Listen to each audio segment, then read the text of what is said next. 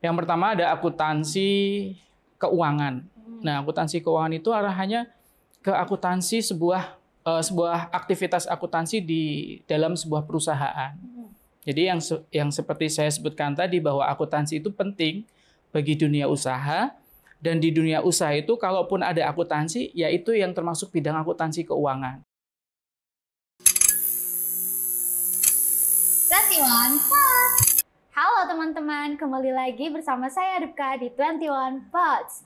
Nah, hari ini kita bakal ngobrol-ngobrol dan bahas tentang akuntansi. Di sini kita bakal masuk ke dalam dunia akuntansi, membahas topik-topik penting tentang bagaimana keuangan dapat memengaruhi kesuksesan bisnis. Nah, kita kenalan langsung aja yuk sama Pak Masud. Halo Pak. Halo, apa kabar? Baik, Salken, saya Ripka. Salam kenal juga. Boleh sapa teman-teman. Halo semuanya.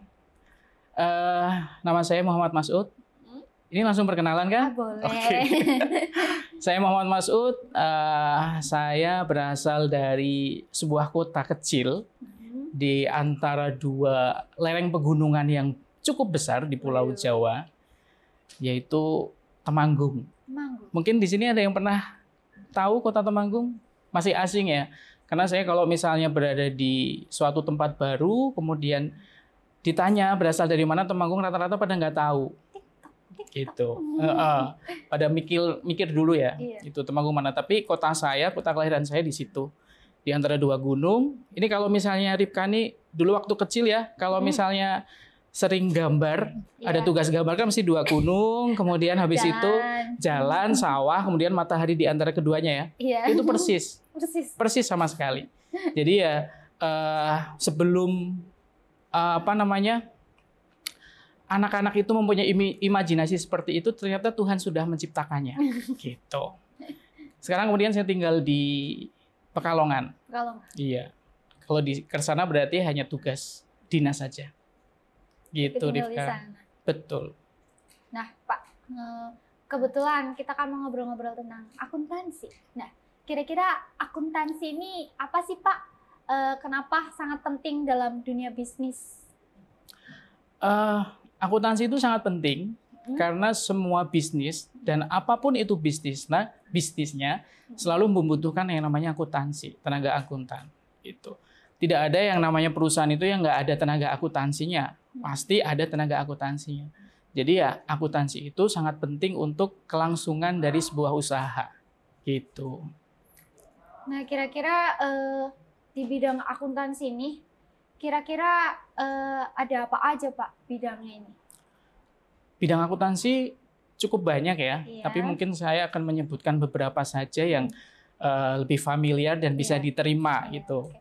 Yang pertama ada akuntansi keuangan. Nah, akuntansi keuangan itu arahannya ke akuntansi sebuah aktivitas akuntansi di dalam sebuah perusahaan.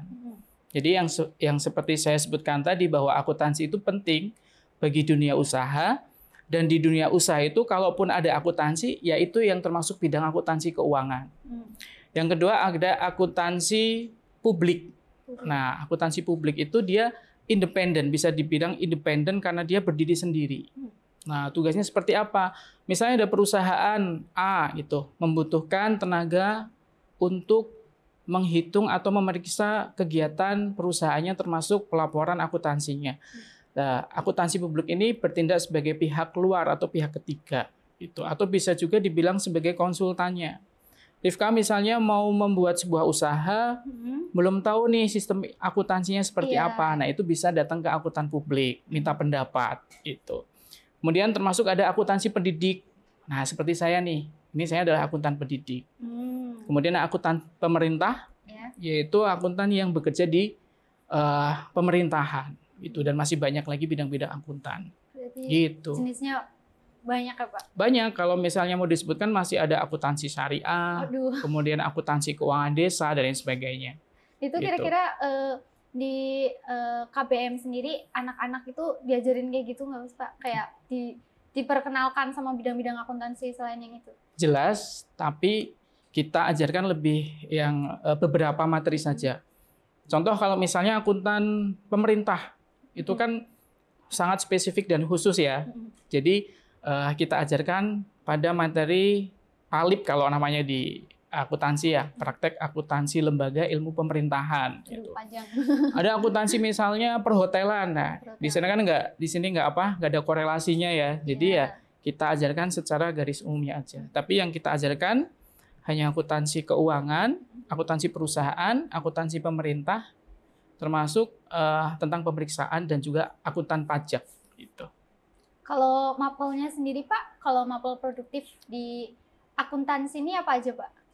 Meliputi apa aja? Kalau mapelnya banyak banget. Dari 6 jurusan yang ada di sekolah ini yang paling banyak itu akuntansi. Maka dari itu kalau anak akuntansi, kalau misalnya penilaian akhir semester atau penilaian akhir tahun, mesti dia ujiannya yang paling akhir selesai. Karena mapelnya banyak banget. Yang kelas 10 itu ada 6 mapel. 6 mapel? Iya, ada 6 mapel. Yang tingkat kelas 11 dan kelas 12 itu ada 5 mapel. Gitu. Jadi banyak sekali. Kira-kira pernah itu nggak sih Pak, kayak mendengar banyak keluhan anak-anak yang di jurusan akuntansi itu kayak, aduh pusing, kayak gitu. Nah, itu jelas. Karena di kita kan kerjaannya kan hanya hitung-hitungan ya. Yang dihitung juga bukan angka 1, 2, 3, enggak. Tapi ya dari jutaan, puluhan juta, ratusan juta, sampai miliaran, tapi uangnya nothing, enggak ada. Tapi sebenarnya asiknya di situ. Kalau saya sendiri sih suka dan mencintai akuntansi itu seperti ini, Rifka. Kalau seandainya kamu beli jajan misalnya ya, beli jajan, siomay atau apa, pasti talinya kan disimpul tuh. Iya. Ya kan? Terkadang ada yang kenceng, ada yang enggak. Nah, kalau buat saya, dalam melakukan pekerjaan akuntansi seperti mengurai simpul dari plastik itu. Dari yang kenceng sampai bisa benar-benar terbuka. Kalau orang yang nggak sabar kan langsung digunting gitu kan. Kalau saya enggak. Apapun itu, misalnya rafia gitu, ada kardus misalnya dibuntel rafia, saya nggak mau tuh langsung main gunting. Jadi saya harus nyimpul dulu. Nah, ketika bisa terurai, itu rasanya itu plong gitu. Nah, itu sama kayak akuntansi. Akuntansi itu kalau kita menghitung, misalnya ada sebuah soal, kemudian suruh minta jawabannya.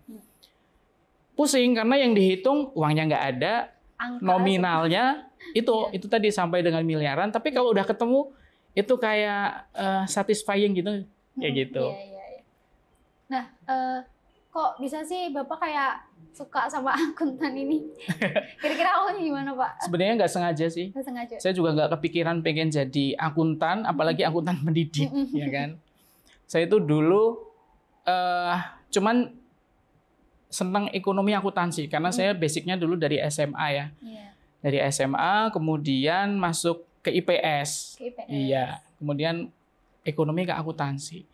Bayangan saya itu hanya pingin kerja, kerjanya itu pakai dasi, pakai kemeja, pakai jas, duduk di kursinya empuk, ruangannya ber-AC.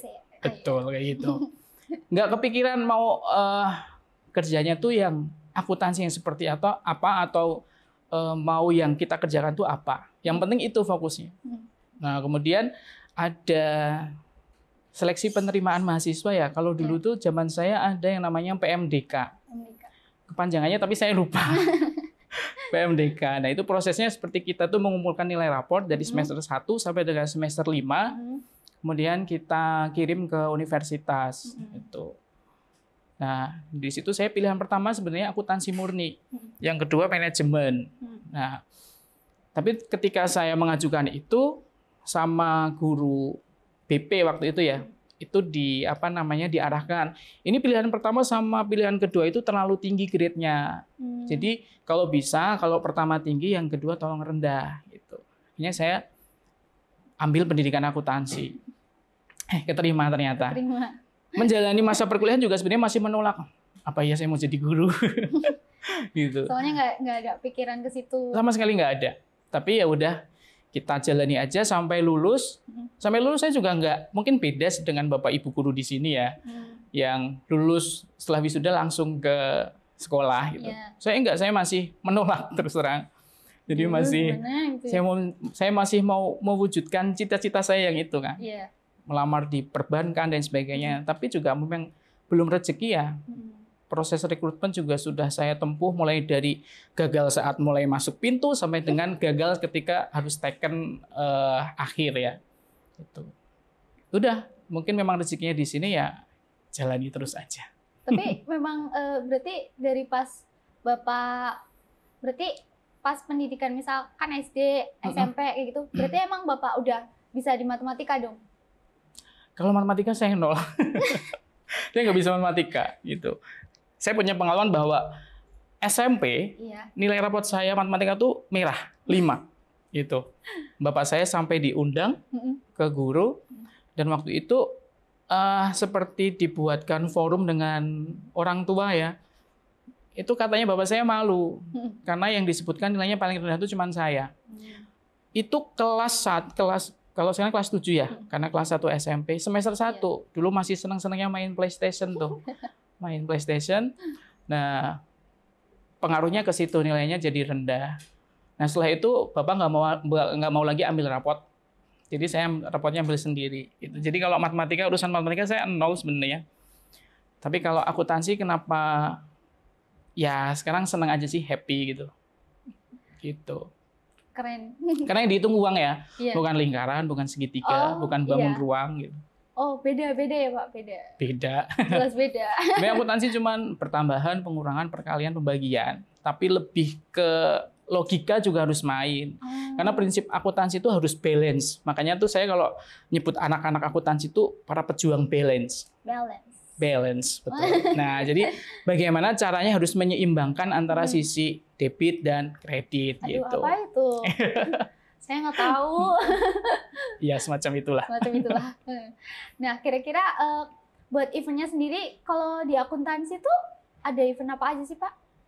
Event di dalam atau di luar? Boleh disebutkan yang kalau di dalam mungkin sama ya dengan jurusan lain. Kita ada praktek kerja lapangan, kemudian kita juga ada praktek sendiri di sini selain praktek di dalam kelas, kemudian ada kunjungan industri dan lain sebagainya.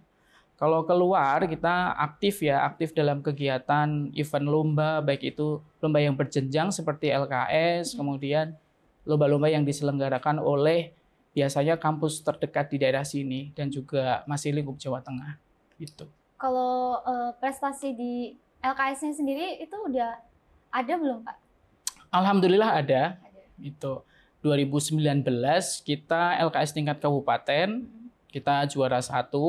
Kemudian kita maju ke provinsi waktu itu karena belum pandemi ya. Jadi masih penyelenggaraannya itu masih offline. Nah, mungkin kalau di provinsi kita belum bisa masuk 3 besar.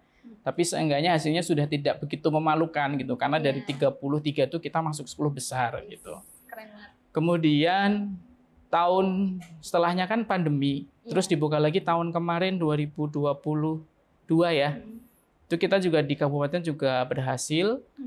Jadi juara 1, kemudian di provinsinya kita masih masuk lagi 10 besar gitu.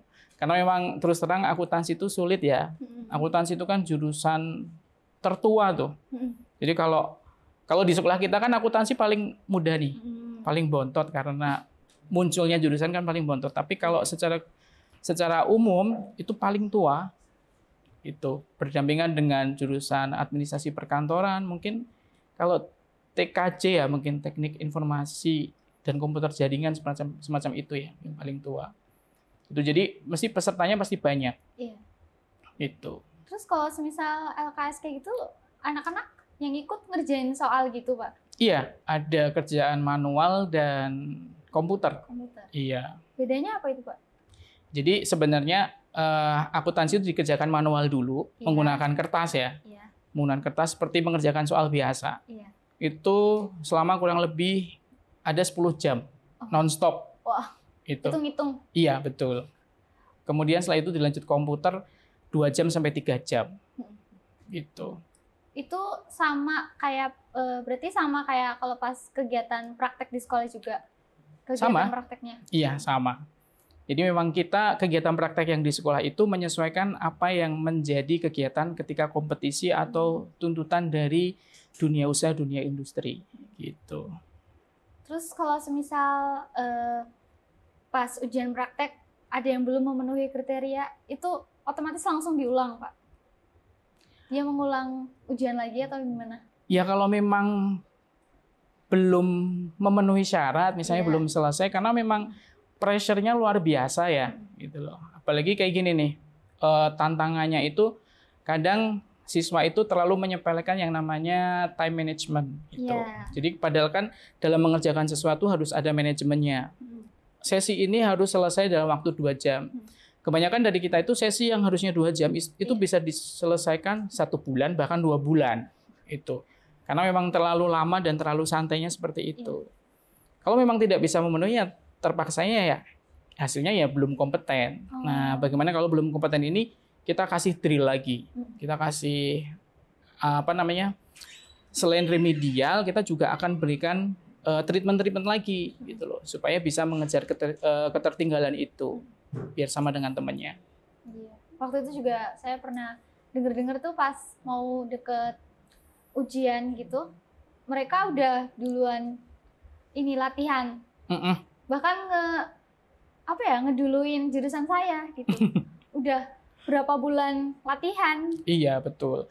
Karena memang kami ingin melakukan pembiasaan kepada siswa. Itu tadi pembiasaan mengenai time managementnya itu tadi. Gitu.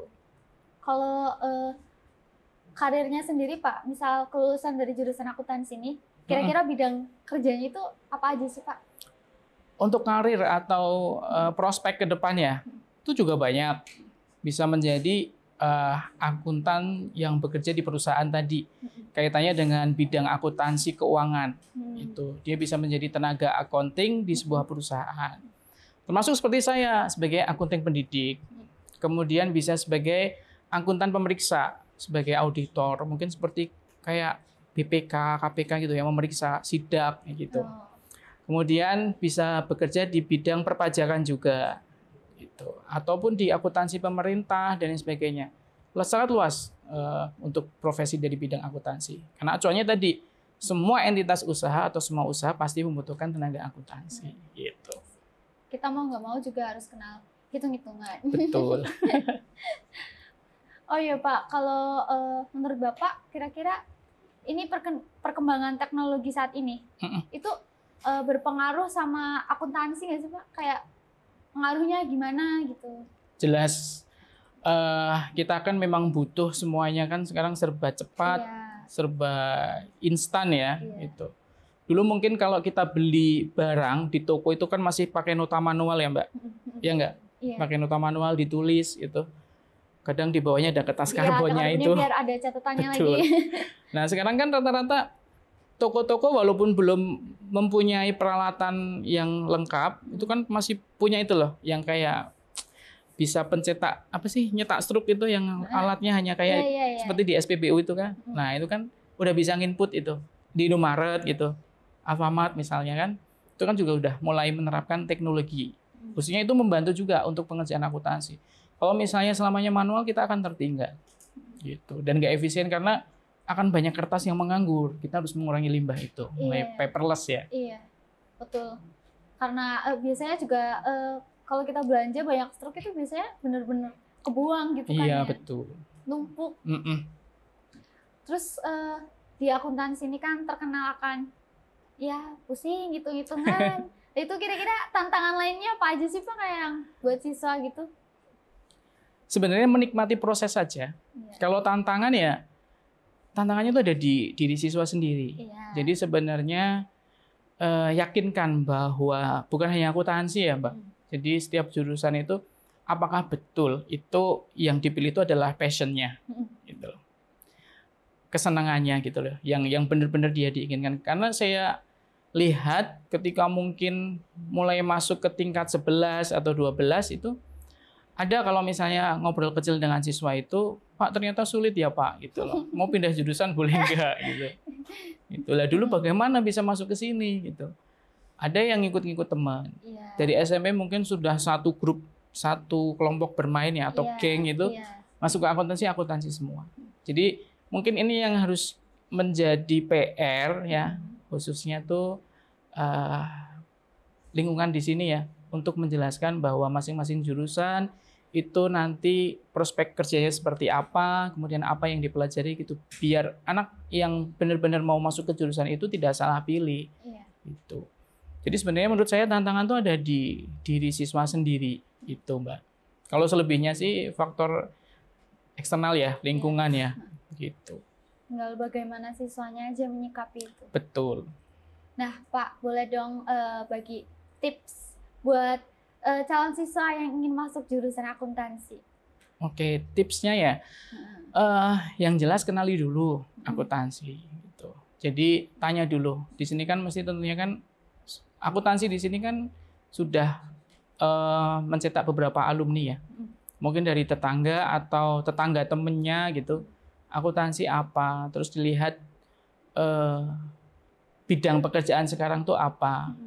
Boleh tanya apa yang dipelajari selama sekolah gitu. Kemudian kembalikan lagi ke diri sendiri gitu loh. Apakah memang itu yang dibutuhkan gitu. Karena memang tidak bisa dipungkiri ada anak yang memang sudah punya tujuan ketika lulus SMP dia memang senang dengan hitung-hitungan itu.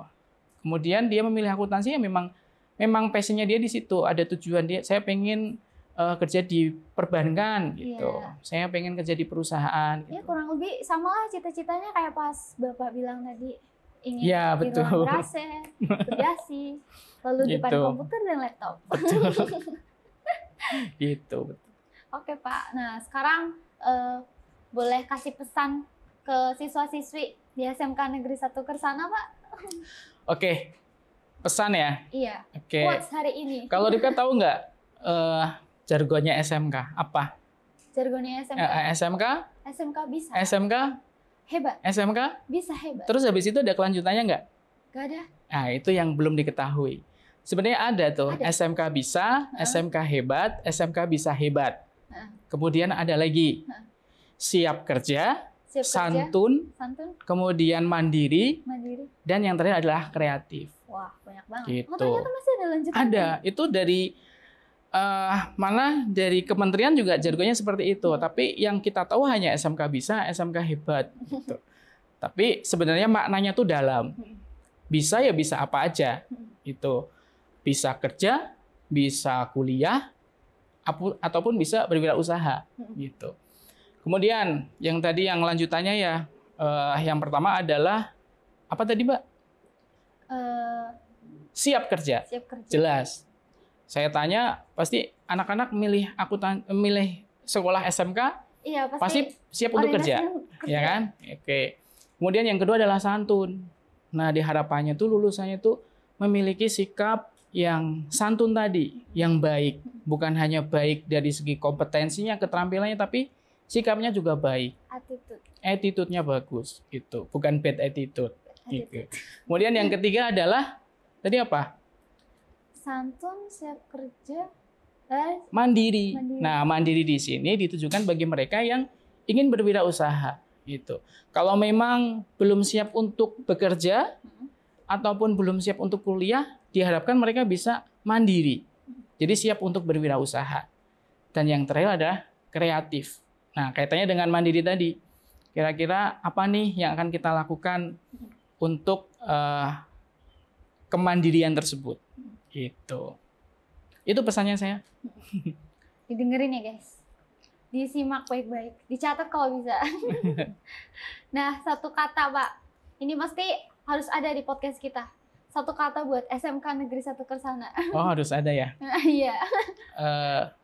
Awesome. Awesome. Nah, kalau buat jurusan sendiri Pak? Berproses dan berprogres. Berproses dan berprogres. Jadi kita memang punya slogannya itu. Anak-anak mulai masuk kita harus proses, mereka harus tahu proses. Dari proses itu harapannya ada progres gitu. Nah, itu dia teman-teman. Obrolan kita hari ini, obrolan saya, Ripka, dan juga Pak Masud. Nah, buat teman-teman yang pengen mengenal lebih lanjut, bisa cek tadi obrolan kita ya. Kalau misalnya ada yang kelewat, bisa di-pause dulu, terus dengerin lagi, dengerin ulang. Oke, buat teman-teman juga kalau misal punya saran, kritik, terus ide buat kita nanti diangkat ke episode berikutnya, isi kolom komentar di bawah. Cek Instagram kita juga, Nasker TV Official. Bapak sendiri punya Instagram nggak? Punya. Boleh kasih tahu ke teman? Instagramnya mch.msd. Nah, itu. Pause dulu, dengerin lagi. Barangkali kecepatan. Nah, buat teman-teman, nah tadi jangan lupa buat subscribe channel kita, channel Nasker TV. Dan juga nyalain tombol loncengnya biar nggak ketinggalan episode terbaru 21 Pods. Klik like, juga share ke teman-teman kalian, baik lewat WhatsApp, share link, biar teman-teman juga pada tahu info-info yang kita sebarin lewat 21 Pods ini. Saya Ripka dan juga Pak Masud, pamit undur diri. Sampai jumpa. Salam.